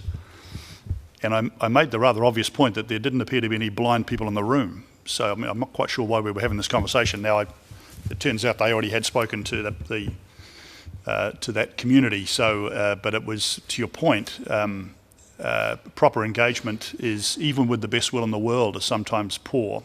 And part of that, I think, that's my point about speaking the language of business. I think if you spoke to the average CIO and said, "Are you aware that you're excluding potential job seekers?" They might be up for that conversation. Certainly, from my history in business in New Zealand and globally, if business is spoken to in the language of opportunity rather than the language of regulation, then they tend to respond better, even though it's the same conversation. On the issue of whether businesses will make adjustments, necessary adjustments, even regulated adjustments, it goes back to the point I was making to you that the businesses in this room and others, if they're interested in talent, they will see an advantage, as you all do, in making those adjustments, because you get access to a whole talent pool that those who don't think like that don't have access to. So genius, what a great thought. You've got access to this talent pool. I guess my point is that there's always going to be a group of employers who won't want to make access. That's life. We'll all battle against them. But in this new world, maybe you don't have to worry so much about them because you can work from anywhere where actually access isn't a problem, or some of those other barriers aren't a problem. So I just think we should be thinking quite creatively about those possibilities and about removing barriers to work for people with a disability, which will include trying to overcome some of those poor attitudes amongst employers. We'll take some more questions, but just on the on-demand economy side, there are now business groups of on-demand companies that are beginning to form to talk about a whole range of issues. And it is interesting to see the inclusion of discussion related to things like, employment status and the relationship and social protection. And, I think they recognize that it's one of these it's issues that's out there, but it's very much a beginning of a discussion in terms of what they're doing. Did I see any other? Yes, ma'am. Hello. It's not necessarily a question, it's more of a point. I think that what was quite clear from all of the presentations is that we're going to be focusing mostly on skills that are transferable, and you can take that across different pieces of work. I think one of the main things that popped to my mind immediately when I think about that, and especially from our experience of working across the Global South, is that currently people with disabilities continue to be excluded from basic education. So how do we think about those skill sets in the future of work, and how do we ensure that then people are having access to basic education and even further education, not necessarily in the space of education the way that we see it right now, but on skills qualification, and what would be the role of employers, governments, because again, as the future is changing so quickly, then the education space needs to change very quickly as well, although that still for the most part, still sits within the realms of governments being able or not able, but necessarily responsible for it. I completely agree. If I was advocating to governments, as I do, I would say the number one thing they should do for people with a disability, certainly young people with a disability and even older people too, is get them skills in the same way, the same access, same equality, same capacity as everybody else in society, because that's the number one thing that's going to be the ticket to ride for anybody in the new world. That's right. One of the other thoughts I'd make is that disruption comes everywhere, including to the education system. And so some of the old exclusionary behaviours of the education system in many countries, including the developed world, need not necessarily be such a barrier in the future. You can do a MOOC from anywhere, right? You can do a massive online learning course from anywhere. You can learn German anywhere you like. So some of the new technology, I think, if you think about this as a system of the possible, I think that new system will be quite helpful to those who are excluded either consciously or unconsciously from traditional education. Yeah, just adding one point regarding the skills. Everyone talks about having skills. That's true, but the reality is you need to be skilled to learn skills. And I think that's absolutely crucial to understand that that's the flexibility to learn a skill and maybe another day do another one that is going to create the employability. And the question is, how do we help the person with disabilities to acquire that? So in some cases, we were discussing with Alexandra earlier, we could think that because of the adaptability of the person with disability, that should be a given, right? In some other cases, it's going to be hard when we are talking about people with autism or people who have issue with collaboration. That would be other issues requiring a commitment to help them and skill them, maybe with soft skills that would give them this flexibility and this ability to quickly go on new topics. In a more global perspective, I will say that, well, of course, I agree with everyone. It is clear this particular question is mentioning the idea that when we're talking about the future of work, we are not talking about one particular issue. So when we talk about education, we were talking about the skills, where again, a little bit focus on the idea of technology, adaptation to the new needs. But what is happening is we have a problem that is still how to make inclusive labor markets at the end. I say in which way we need to do, and we need to look again at all these elements. I am again insisting that sometimes we need to come back and to look for the more easy solutions of the things that we have thought before that has been solved that are still pending. I said before going further, no doubt skills are needed today, but we need to think again in which way this education, and also ILO has a particular role to have a special relation with other organizations, in particular in this case with UNESCO and with, I guess, UNICEF for the kids, to have this kind of global approach that will be an important understanding, in particular if we think on the Sustainable Development Goals that I have not mentioned, but is a main issue where education could play or should play an important role. Yeah, thank you, Adam. I have two questions, and I would like to enjoy the wise counseling of both Cecile and Phil. The first question to Cecile, that in the Middle East, the post-war injuries and those are disabled, and newborn babies with deformities and syndromes, the increasing number of disability as well from car accidents. How would you relate your statistics to the workplace and the roles to this increasing population of persons with disability? My second question to Phil about speaking in the language of business. Most of the conglomerate organizations in the Middle East, for example, they're interested in one integrated solution. So if you approach one of the businessmen to hire a person with disability, they would not be interested in the pre-work, for example, constructing a disabled parking, a suitable toilet, a friendly website, and elevators, and policies and procedures, suitable job descriptions, so on and so forth.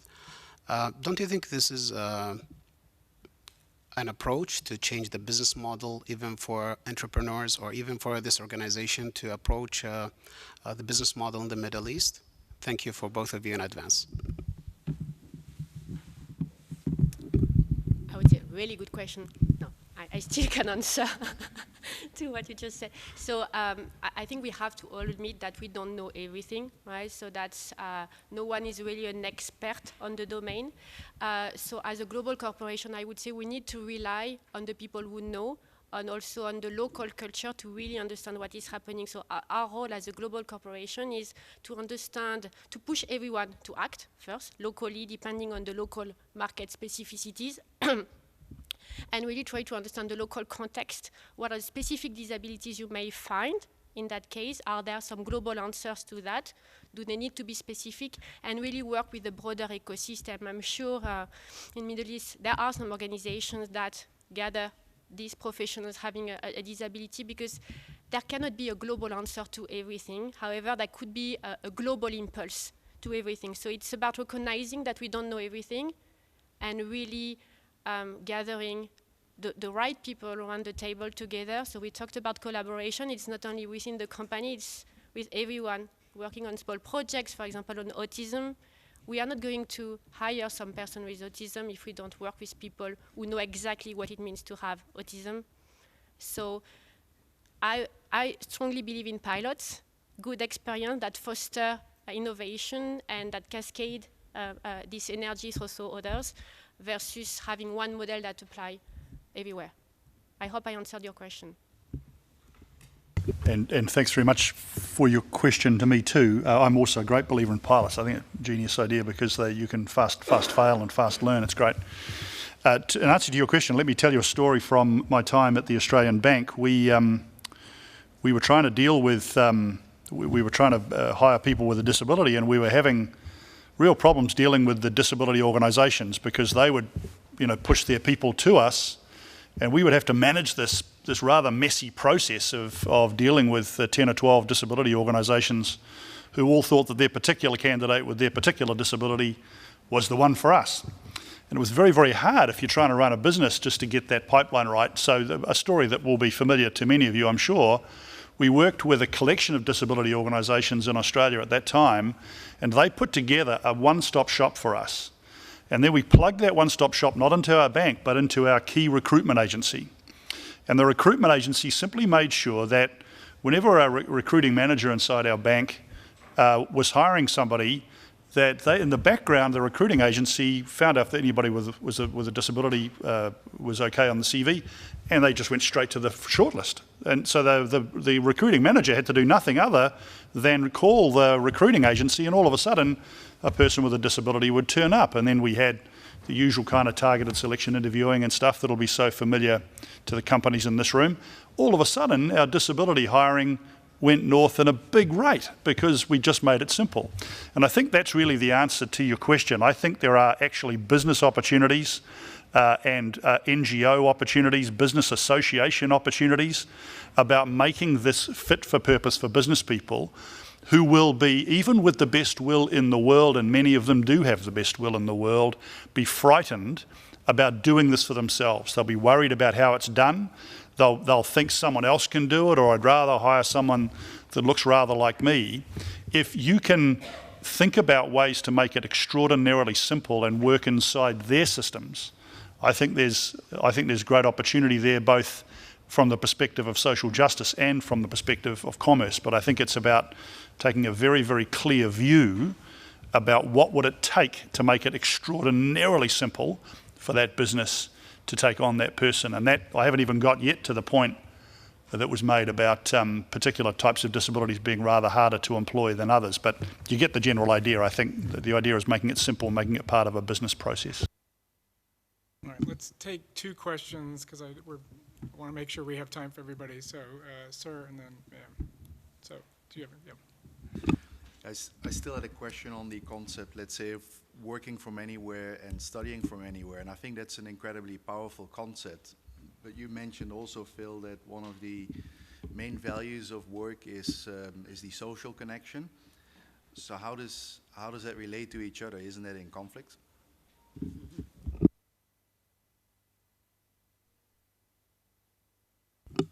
Thank you. I'm from the International Disability Alliance. We are part of the steering committee. And I was just wondering about some approach on the needs of persons with disabilities and the way it was showed much more as a needs than opportunities. But Phil just answered on that sense.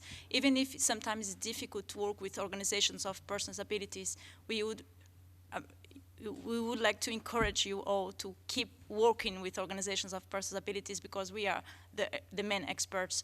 And we can also bring this alliance like SDGs is calling us to do, and as the CRPD Convention already asked the private sectors to do, and build alliance with the persons that are concerned, because we don't have only needs, we also have expertise. So I would like to bring that perspective back to the importance to involve in the diversity, the diverse groups, including diverse groups of persons with disabilities. Thank you. I agreed with the second point. I agree with that, and I suspect that because you're in this room, you are alive to the idea that as an organisation, as an NGO representing those with a disability, you need to be business friendly as well. You need to be able to speak in the language of business. That's not true of all disability organisations, and I just think there's a challenge to those NGOs particularly to be advocating in the right way so that the right conversations can go on. So I completely agree with that. As to the point about, yeah, we're all going to be on our iPads at home, so we're not going to get much social connection. I agree with the point. Having said that, it's not just a point for those with a disability, it's a point for all sorts of employees, and it's a wider issue. I'm sure that the human resource and people departments of large corporations will be thinking about. I'll make this point, though, with regard to people with a disability. People with a disability are often excluded, full stop. So if you can get them included in any way, shape or form, including on an iPad from their lounge room, that's going to be a better outcome than them simply being excluded and sitting at home on a welfare benefit. So I'll argue that even though it's not perfect, it's better than exclusion totally.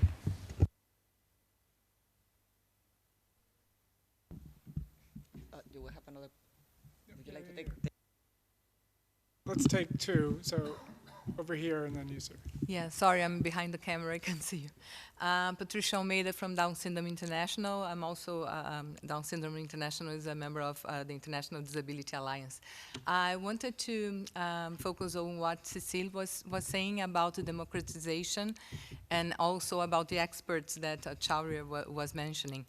Sometimes the experts are inside the company already. So if you call parents of persons with disabilities and employees with disabilities, I work for the, I'm an employee of a ministry in Brazil, and we started a Facebook group of persons with disabilities that work there and parents. And we approached the ministry, and we formed a formal group, and we are giving them our expertise and then trying to, you know, the inclusions coming from inside. So it's also empowering, and it's much cheaper because you don't have to hire someone from outside when we know our problems. So it's a home-based solution that I would like to share with you.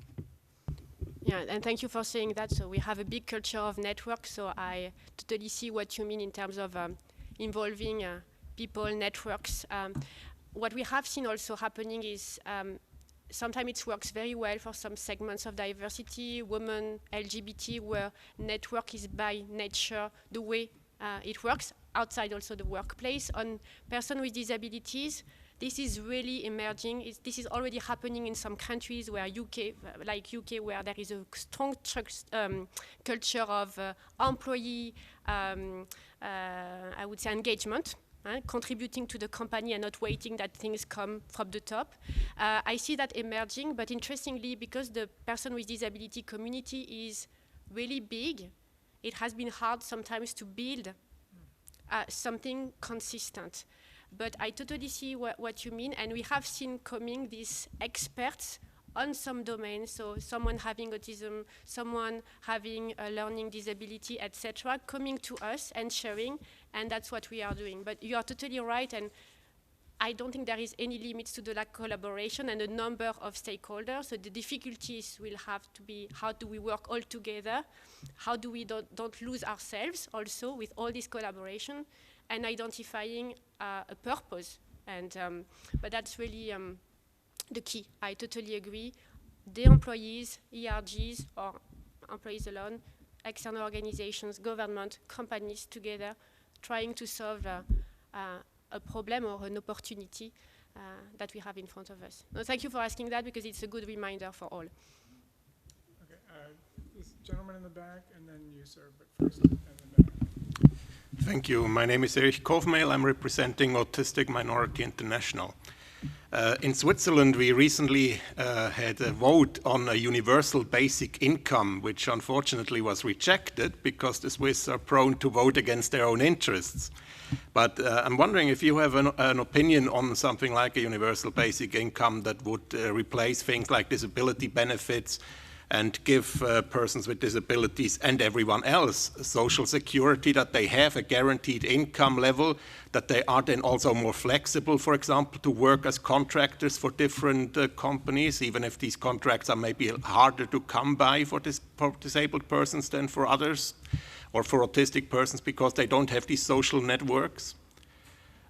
Or that would give them the opportunity also maybe to more easily work without the same kind of pay, work for their own disabled persons organizations to represent their interests, etc. So maybe move a bit away from this model that the only valuable work is work that gets paid in the first labor market.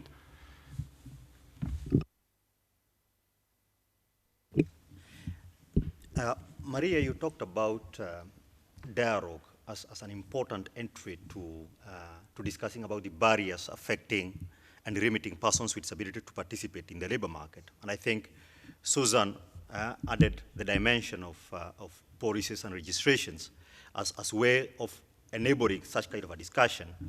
And I'm just thinking that at the global level, we do have these discussions. We are talking with multinational companies. But if you look at where the jobs are, they are really at the local level, at the informal sectors. So how can we effectively move this dialogue from the global level, from the boardrooms, from the national level to more fairly local level? That we can be able to talk with enterprises and entrepreneurs at the informal sector, that we could be able to create decent jobs for persons with disabilities.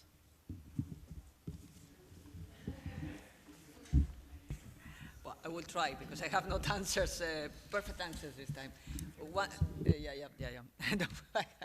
Only concerning the universal basic income, I say we don't have an official position. They are not an official position, but we are working on the idea how to look for this kind of protection. And I think what we are doing, and we have been successful, has been the recommendation on the social protection floor. That is already a first step on this kind of general agreement on how to look for possible protection that at least are covering an issue, that in this case is the social security or social protection in general, because it's a bit broader. It's not finished, the discussion. There are new discussion about other minimum protection floor, not still settled. Then we don't have an official position on the incomes. We have individual position that I will not reveal. Anyway, I think everyone, we are individuals. But whatever we have is we are working on the idea, but we are working in a different approach, because we are aware that the idea of the basic income is extremely complicated at the level of social approval, political, and economic. Then we are looking for solution. I don't think I have given you exactly the response, but I can confirm they are not an official opinion. Concerning the informal economy, again, we have not solution on how to deal with. I say we have been working on the informal economy since the terminology was created in the 70s, and we have not still finished, even though last year there have been the main steps in our movement to have some ideas on the informal economy with the approval, again, with the approval, with the adoption of the recommendation 204.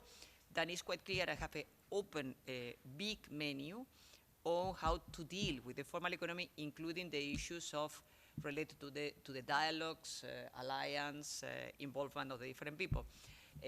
We have, again, no solution. We have orientation, and unfortunately, I have not the real final solution of all these issues, but at least we are still working on this. And as I mentioned before, one of the areas that I feel is important for the future of work is which is the future of work for informal economy. I say we cannot forget this. We have not finished. I say in the 50 years that we have been talking at the ILO, 50 years already, on the informal economy, we have overcome different concepts, and we are now I would say, in the fourth level of discussion on the informal economy, and I think the recommendation is an extraordinary good steps. And if you allow me, I'm making a reference to the idea of the alliance and the importance to consult disability association and NGOs. Please remind and keep in mind we have a convention, 159, that is the first convention, and I think this is still unique, that has established and settled a tripartite plus. Then please, keep this in mind, because it's extraordinarily important at this particular level. I say you are very lucky that you have, in this case, an international standard that support the idea that you have the association, you have an important role to play. Just a quick word on the universal basic income. I'm always a little cautious about trying to solve complex problems with a single policy, no matter how that policy might be. So the universal basic income runs into a whole bunch of political and fiscal issues in countries and a whole bunch of ideological issues as well. But even if you had it, you're not going to get a person with a disability a job.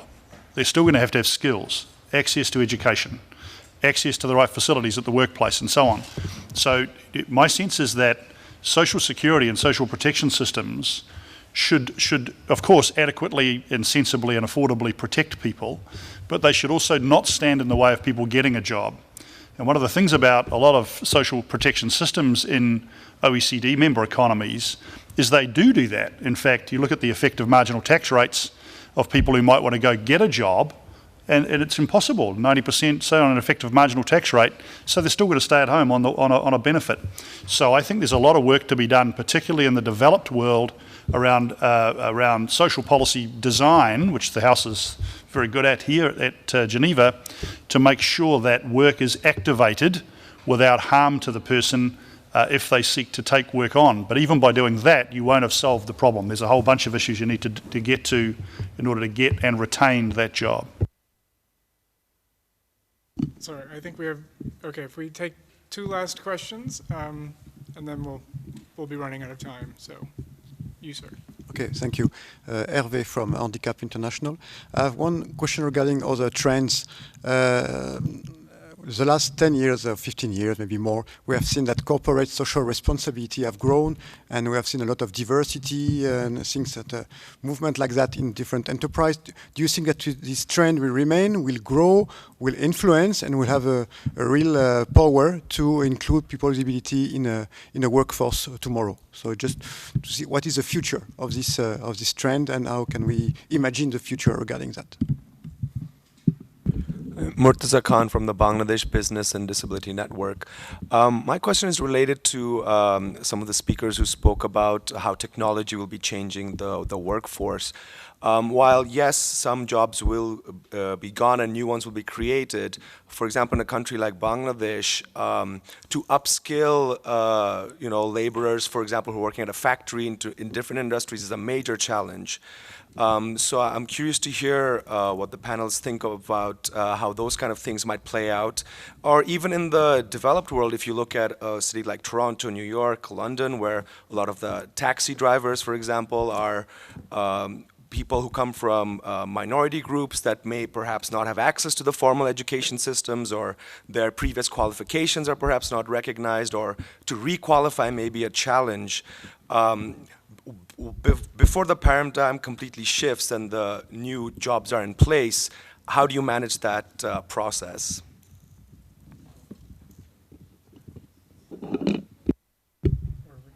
I'm going to take the easiest one. Regarding the increase or not of corporate responsibility, I cannot believe that this is not going to be even stronger for many reasons. I think it's has never been such an expectation from the generation joining the workforce to have a purpose. So companies have to focus on social responsibility because they need to have a purpose for themselves, and that's important for the people they recruit.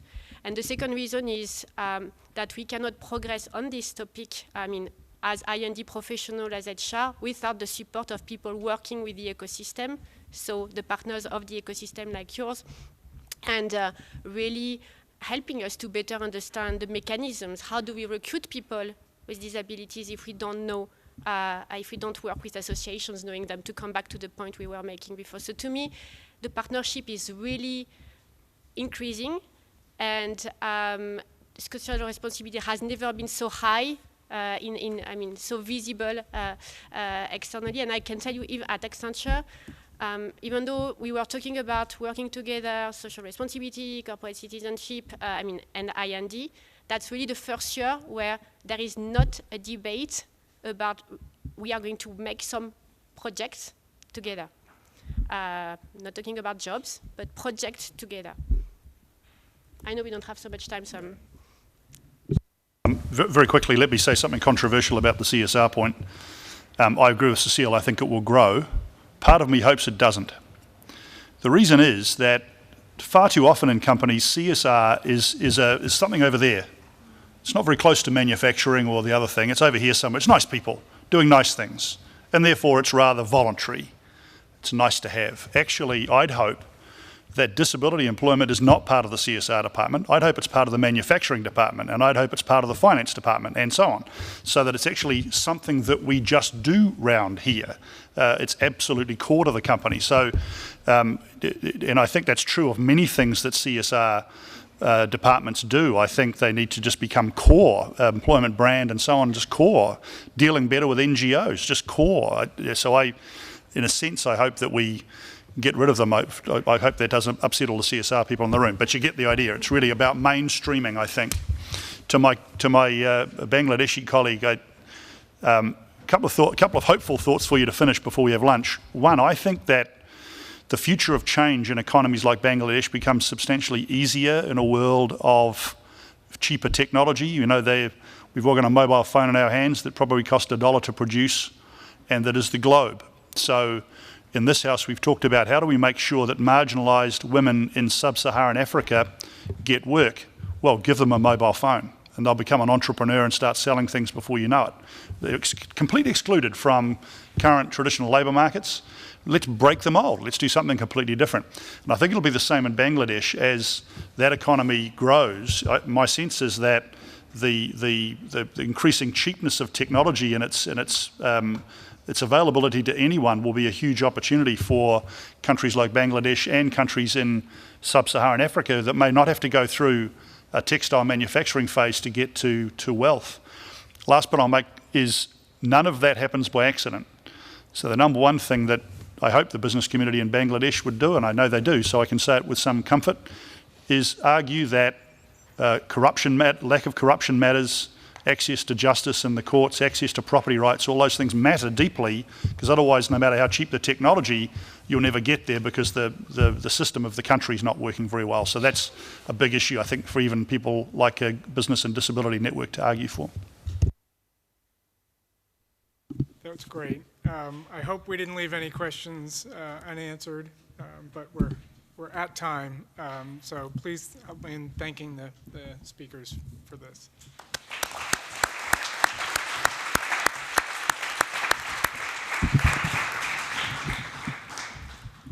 So we have now our lunch break. Lunch is provided the same place where you had the coffee a while ago, and we expect you back here in the room at 1:30.